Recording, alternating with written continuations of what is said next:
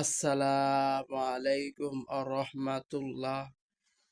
বিএনপির এক নেতা মির্জা সালাউদ্দিন বলে, আমি মদিনা ইসলাম বিশ্বাস করি, আমি মওদুদে ইসলাম বিশ্বাস করি না। আলহামদুলিল্লাহ, কথাটা ভালো লাগলো। আর যদি আপনি মদিনা ইসলাম বিশ্বাস করেন, আল্লাহর বিনা রাসূলের সুন্নাত কোরআনের বিধান কায়েম করবেন, আপনি ওয়াদা দিবেন আমি কায়েম করতে পারবো ইনশাল্লাহ। আমার ভোট, আমার ফ্যামিলি ভোট, আমি সবার ভোট বিএনপি দিতে বলবো।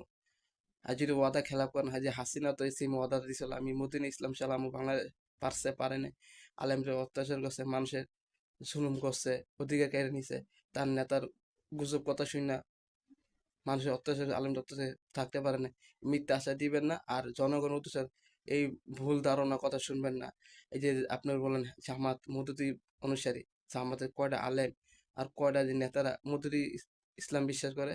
যদি মদুদি ইসলাম বিশ্বাস করে, সাইদ হিসাবে তো একটা বড় একটা আলেম, তিনি তো প্রকাশ্যে তিনি বলছে আমি মদুদি অনুসারী না, আমি ইসলাম কোরআনের অনুসারী। আর কি বিশ্বাস করুন বলেন?